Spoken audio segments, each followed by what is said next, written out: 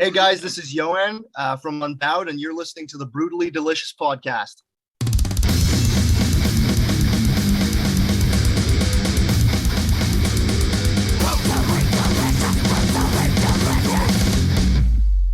So I'm Bruce. That's my partners, Chris and Rena. Thanks. Hey guys. Hey, how's it going? Hello. Fellow So you're Canadians, from- Chris. I know they're Canadians.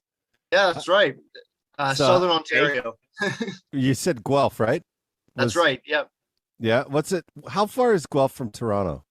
On a good day, it's like 45 minutes. That's not If bad. there's traffic, which is like most of the time these days, it's like you 2 get hours? there in like Does an the- hour. Does the 401 go up that high? Yeah, it does. So Shit, yeah, you sorry can kind about of just ride that thing the whole way. Sorry. Yeah. Sometimes we take the back roads whenever like if we really want to just like take our time, just because basically these days with traffic it takes like the same amount of time. So here's a little local knowledge that I just learned about. So Yeah. they just put in a fucking toll road that runs along the 401 near it. And That's it right. costs like fucking $60. Oh, it's rough, man. What Like the fuck is that shit? yeah, actually, like you're not supposed to do it, but apparently there's a lot of people getting in trouble for that because they have these like automated things that will shield their license plate. So like when they get hit by the camera, they don't have to pay it. But I wouldn't want to get caught with that. Could you imagine like the fine for that would be probably 10 times worse? But like that's got to be like that's fucking robbery, man. How the fuck? How did It it is. happen that a toll road ended up being $60? Oh, it's like bread today. Like bread's like $12 now too. Like everything's going up. Yeah. Jesus Christ. So let's get on with the band. For sure. Yeah, now that we've covered bread prices. Bread prices, toll roads, off to a I'm great gonna- start. I'm going to tell you, we've been doing this all morning with podcasts every half hour, and we've been all over the place. So nothing Honestly, surprising me at that's- this point. Like I host my own podcast, and like people are always like, "Don't you want to like stick to like the topic of choice for like who you're talking to?" No, I want to know about everything. It's fine. So It's all good. okay, Be careful what you wish for. plug your podcast. Plug your podcast. Yeah, I've got heroic transmissions, and so that's kind of like a modern retelling of mythologies, and like just talking to generally interesting people doing things outside of the norm. I really just try and get people in on that. Our site's called halathas.com. So is this something Plugged. that comes into the band's music as well? Oh, absolutely. I think like me, Aiden, all the other guys from Unbowed, we've been around each other for so long. Like nearly every weekend, we're in the woods having a fire. Like we're all in each other's projects. We have like 12 different projects going around. We try and keep it like what would you call it? Like different mediums, I guess. So like I do lots of like the poster art. Aiden is like a great cook. We do stuff like that. Like anything that we can bring to the table. Like we just like to enrich each other's lives, enrich other people's lives any way you can, sort of thing. You know, I think that's the true calling for artists, right? So I like that. yeah, thank you. Yeah. Yeah. Although I gotta say, when you say that we're in the woods every week or something, all I can picture is you guys lost in corpse paint and just like wandering there, like, where the fuck are we, dude? How do we get out? It gets a little intense because a lot of us know like stick and pokes and stuff like that, and like we've done several Right. brandings. Aiden's mom got so mad at me the other day because like we got too drunk. We were like branding each other on the arms and stuff. Oh shit. So what is a stick and poke? Is that actually like Yeah, so that's like I guess the more traditional version of tattoos, really, right, Aiden? Like I guess it's like it's like you going like that sort of thing, tapping them into each other, you know. More Woo. tribal looking, I guess. Like I couldn't yeah. fucking handle that. I'm thinking that's got to be a No lot more way. painful too, Aiden, right? you're fucking savage. Yeah. Then again, like, his mom's like- getting mad. Doesn't yeah, get our more moms metal were than not that. happy. Our moms were not happy collectively. Absolutely. You know, That's this so is the metal. funniest fucking thing ever. Like the extreme metal band here is just like, Yeah. my mom was really mad about this. It goes, yeah, like it goes hand in hand with like, you know, if you're in a black metal band, you got to be talking about your mom all the time. Yeah. You know, mom won't be happy. I'm in the woods getting lost. Mom's going to keep you from going to the next show. You're going to be grounded. Yeah, Why yeah, are you putting all those sticks together? That's not sticks. That's the band logo. yeah, man. Our biggest inspiration. We look up in the trees. Oh my God, there's a raccoon up there. You couldn't even see it though. It's like all these, like a clump of sticks. Right, the logo for the band name. Yeah, yeah, yeah. Totally. But So, hey, Aiden, tell us what you like to cook. What is your like best like? Thing that I like to cook the most, probably pasta, because it's easy. Like working in a kitchen, it's get home from work and don't want to really cook anything major. Yeah, him and our ex guitarist actually are like both like head cooks at one of this really cool place that they work in Guelph right now, and they do like super good brisket all the time. Like every time I order there, it's just like top notch. I Like love brisket. yeah, honestly, underrated. Yeah, I do not put the corpses of sentient beings in my body, so I wouldn't know. But I don't judge the people who do. I think there's some judging there, but however, I do feel that most I feel musicians, offended. yes, I feel that most you musicians work in the canceling me? kitchen, though, right?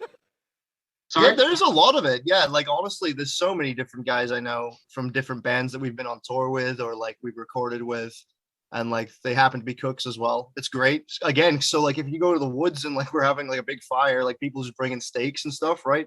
Like open fire cooking is super cool. Like I love that sort of thing. In fact, me and the guy Aiden works with, Joaquin, like we were actually thinking of eventually opening a bar. We wanted to do like an open fire cooking for that sort of like the back kitchen stuff, but like the insurance would just like murder us. I would imagine the Yeah. health authority would be like, you can't have open fires at the table. There was a place called it was a branch. I don't know if you guys remember it. It was called like Mongolian Grill. They did that sort of thing, or like a Benihana situation, I guess too. Sorry, glare here, but like I love that sort of thing. Super cool. So where are you guys going out in the woods? So let me guess, you're going to your mom's cottage. No, not that funny, but like Okay. there's a few really nice parks in Guelph. It's got a sort of Oregon vibe, I guess, in some ways. Like everyone around here is like super into nature, super not very I don't know, like work oriented, I guess. Like everyone has more of a community basis sort of thing. Yeah. So how did you guys kind of meet? Like, because I'm not sure. Like I know in Toronto, there's a metal community, but Guelph, I'm not. Like, how does that all kind of come together? Yeah, it was kind of a funny one. When me and Aiden started out, we were in like grade 9. We started making contact. He was in a different school to me and Alex, the lead guitarist of Unbowed. But after we sort of made the realization that we listened to the same sort of music, I guess we started reaching out to various friends who knew other people around the area, sort of thing. And it was weird because in Guelph, a lot of the main musical influences on like the scene was kind of predominantly like metalcore sort of stuff. And so as soon as we started playing live, which was around 2011, 2012, we became like that band because like we were like wearing like all this like fake blood, and like we had like a keyboard player at the time, and like I guess it was more of a novelty to people coming out to shows. But as the sort of core scene kind of died down a little bit, because it was like in the height of like Bring Me the Horizon or like Suicide Silence and stuff like that. As that sort of died down and other bands started emerging, or bands that were in that sort of core vibe kind of expanded their influence, we kind of almost took a bit of the core influence, and so things kind of generally have mixed into a lot of more of a black metal sort of thing in Guelph right now. Like funnily enough, I wouldn't say like full black metal, but you can tell there's certainly more going on than just like breakdowns now, which is cool. And like it was really nice to see a friend of ours band, they're called Nepenthe. They're really cool. You guys should check them out. They had a free show on just after COVID ended, just as like a celebration, just to have people back in the scene.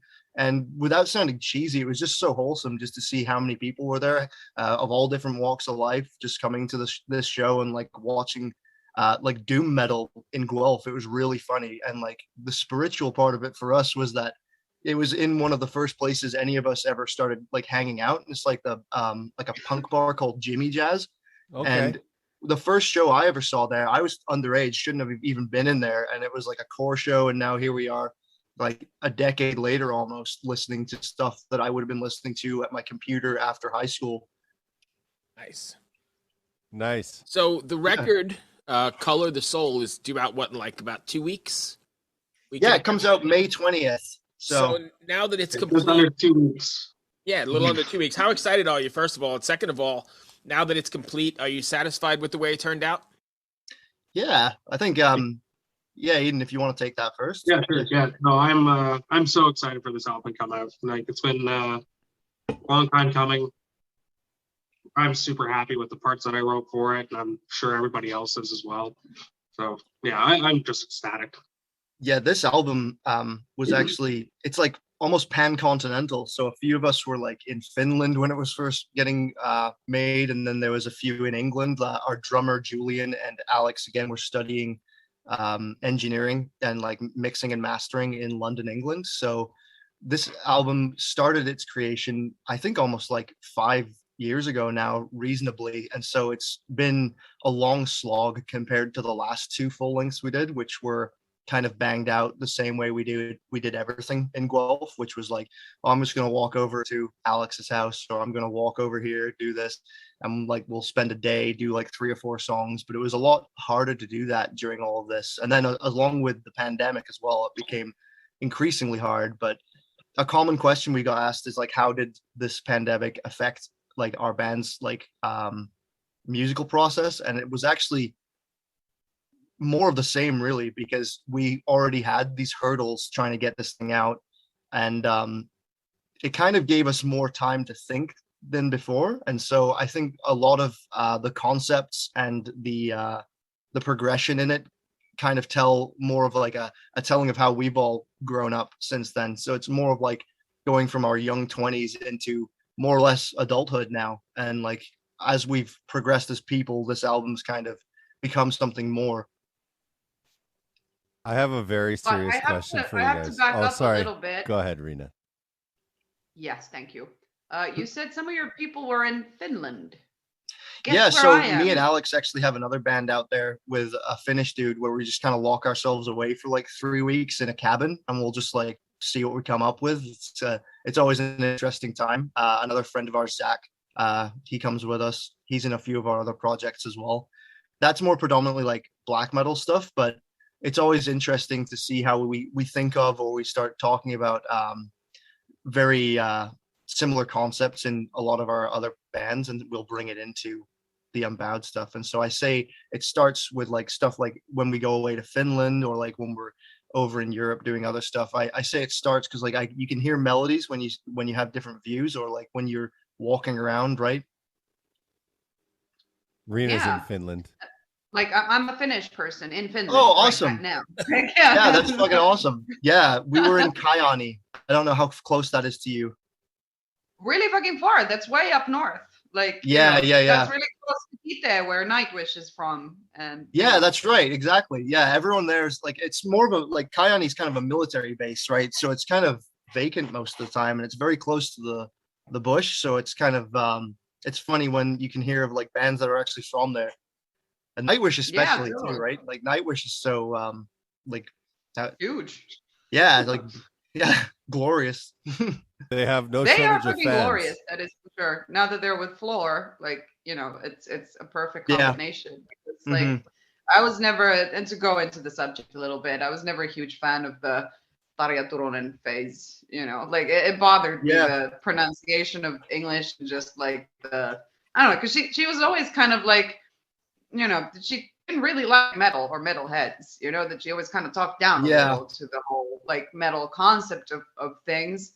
And to actually throw a little bit of a humble brag out there, one of my band's albums was actually produced by Tuomas Holopainen of Nightwish. Oh, that's I was not in the band back then. Hey, but right it's on. still Oh, that's super cool. Yeah. What's your band name? Silentium is my band. Yeah. Nice. Thomas I'll check in the it out. Nightwish book.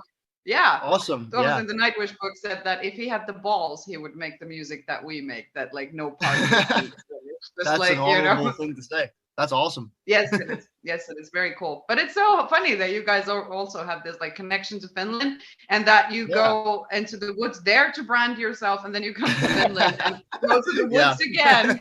Yeah. And what sort of things do you do to hurt yourself here in the north? Yeah, for sure. I have a very serious question. Oh, Jesus. Bring it. This is really serious. How Here we much go. did your music change when the government started mailing you weed? You know, funnily enough, like I'd say like drugs are probably the least influential thing on our music. That's kind of a hot take from metalheads maybe, but like yeah, for the most part, like I don't know, most people I know who like partake, like they kind of stuck to their dealers anyway, sort of thing, Yeah. you know. So like you know, What is hot this take. mailing of weed? Please tell So me more it's- about this. It's Well, legal in Canada, so the government yeah. mails it to you. You just go on the website, you order it, and they send it to your house through the post office. I was unaware of Yeah, it. it's kind of it's almost irritating for like again going back to like the cultural aspect because there's so many weed stores now. It's just like McDonald's and Starbucks. It's Oh, just yeah. like all over Really? the place. It's like, do we really need this many? Last Like- time I was back in Canada, I was Yeah. shocked because I live in DC now at Washington. Okay. Yeah. But the last time I went back, like all those signs that they have on the side of the road, it's like get your oil changed $39.95 or whatever. It was like Right. 2 bongs, $14. Yeah. Blunts, joints, like everything was like, what the fuck is And going it's on just here? totally no restrictions. You just kind of go. I mean, obviously it's Yeah. an age restriction or something, probably, right? But you just It's like a bar, yeah. wow. Yeah, it's kind of just like an Liquor store. LCBO sort of situation. So like Liquor Board of Canada, like It's like the ABC here, Bruce. It's like the Yeah. ABC in Virginia. Yeah, it's a controlled substance. So like Yeah. really you shouldn't be getting it from dealers. But like I think the main gripe from people I hear is that like it's kind of like pasta. So it's kind of like it's dried too long. It's kind of sat there for way too long, sort of thing. So it's a little different, right? So Yeah. Yeah, the That's quality why- isn't as good yeah. apparently. yeah, like in my heyday, it was mostly ditchweed, so I can't talk. Like it's I love that. My Yeah. heyday. That's awesome. yeah, You're like 12. In my Yeah, heyday. yeah, yeah. But yeah, no, I was just always curious because like I left Canada the year before they legalized it. Right. So like when I went back, I was just like, holy fuck, this would have put me in jail when I was a kid. And now it's like now it's on advertisements all over the street. I was just like, this is great. Yeah. Oh man, like whenever I travel to like friends in the States, like I'll go to Virginia quite often, and Oh like yeah, where we are. oh my god, like the things that you see, like the billboards of like these military looking dudes, like I'm gonna fight the war on drugs. It's like, Oh, whoa, you're losing. Right, you already lost. Yeah, I'm in Richmond, so I 100% agree with what you're saying. I've seen them. yeah, it's wild, man. I'm in North Virginia, so there's nothing like that here. Oh, okay, yeah. No, it's But we it's now funny. have a really, really important question for Aiden. And Okay. that question is, and this is a classic question on this show, and we're Oh, looking Jesus. for your wisdom on this subject. Uh-oh. So, is a hot dog a sandwich? Jesus. It's great. Oh no, I would have to ask this. You're an expert. You Yes. know kitchen things. So, That's know, right. we're gonna like really put weight on your answer now. I'd say it's a sandwich. Yes, it has to But be. it's- Straight I from think the it's sous chef a mouth, sandwich. right here. This is Let's awesome. hear your argument on why you say yes, it is. bread, meat, and condiments. That's essentially what a sandwich is, right? Yeah. Put them together. It's just a different form of it. I Yeah. 100% agree. So yeah, Thank it's a you. sandwich. On Bruce, that on your note, team with this. if you're in water, are you wet? If you're fully submerged, are you wet in water? Yes. Yes. I would have I don't to think say so. yeah. I don't know. Are you trying to stump us? I That's disagree. actually an interesting question. You're You're wet not when dry. you're out of, yeah, You're not dry, but Exactly. are you wet? exactly. Yeah. Because you're only wet when you can feel Yeah. the dry Right. air. You Or get is out of wet, the water. wet is a state of mind, I think. That's like my dad. My dad used to say women do not actually get cold. They just have this emotional, like the spiritual coldness that they don't understand that they're actually warm. If they just decided that they're warm, Spiritually cold. they wouldn't be like shivering in the Wow. cold. So apparently this is the same kind of thinking. You're same not cold. logic, right? You just have a terrible spirit. Yeah. Like, you just don't understand that you don't have to be. That straight up just One of sounds the like classics. some lyrics from the new Unbowed. Oh, Yeah. Oh, all right. I'll jump in. Is there something you want your fans to take away from after listening to an Unbowed record, or specifically this record? Specifically Color the Soul, because it took so long and because we had such a great amount of time to like really craft what it is we wanted the message to be, or the takeaway. I'd say that it heavily follows one of our favorite authors, Joseph Campbell. I don't know if you've ever heard of him. oh, I love Joseph Campbell. Yeah, so he's absolutely fantastic. The power Has of the basically- myth.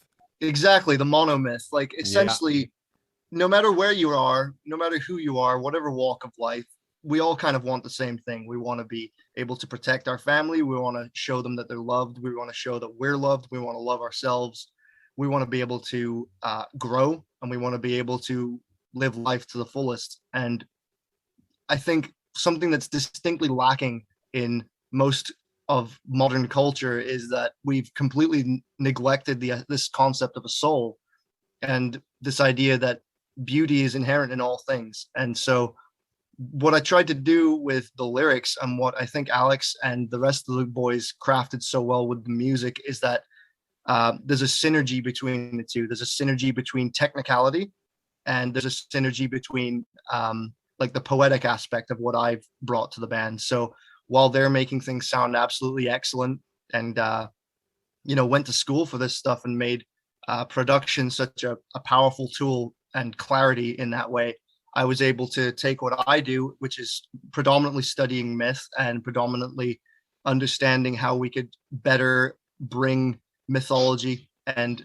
ancient tales that have just been in our blood since the beginning of time into the foray today in modern times. Because I think if there's one thing that's going to help someone who might be struggling with a depression while in a maze of concrete, is understanding that you can still go outside and see the exact same stars that your ancestors saw, and you can still feel the exact same way that they did when they saw someone they loved, or the way that you can help someone, and understand that good is inherent in the human soul. We can understand when things go right. We can understand when we're helping, when we're making things worse for other people, and how that collectively hurts us all, essentially. And so throughout this, we've applied different runes from the Germanic folklore myths and their culture and their meanings towards stuff like Carl Jung's work. So a lot of stuff like the understanding of how the soul is both masculine and feminine, how that contributes to being good at things, and also being able to understand that you're going to have to grow, without rambling too much. That's kind of it. No, just, no, yeah. not at all. Now we know that you don't smoke weed, but you eat shitloads of mushrooms. Yeah. He's like, hey, settle down over there. No, but everything you said, I'm willing to sign off on.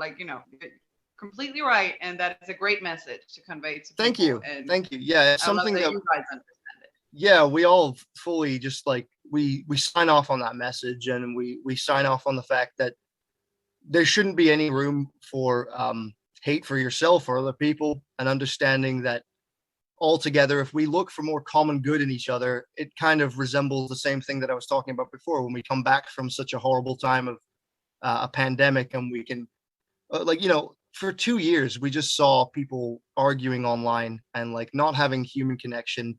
But, going into a building where we all like the same music and understanding we have more in common than we do apart.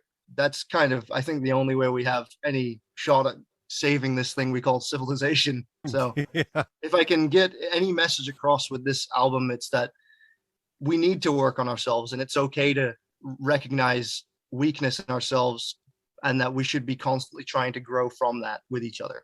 That's kind of the main message of it. Understanding that if you conquer the world within, sort of thing, then you can help this world outside.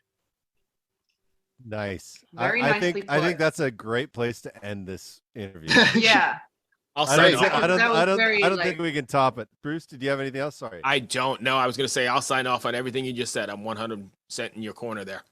Awesome. It's been great to meet you guys. Thank you, my friend. I really appreciate it. Ever wonder what a punch from Elton John feels like? Or how you'd cope with having turned down the chance to be in Nirvana? Or what signal Keith Richards gives when he wants you to get the hell out of his hotel room? Fans of Too Much Effing Perspective don't have to wonder, because they've heard these exact stories and a jillion others on our podcast. I'm Alex Hoffman, former tour manager for Radiohead. And I'm musician and comedy writer Alan Keller. On the TMEP show, we get guests like Nancy Wilson from Heart, Jeremiah Frates from the Lumineers, and Modern Family's Julie Bowen to tell us things they may have only shared with their therapist, clergy, or a TMZ stringer.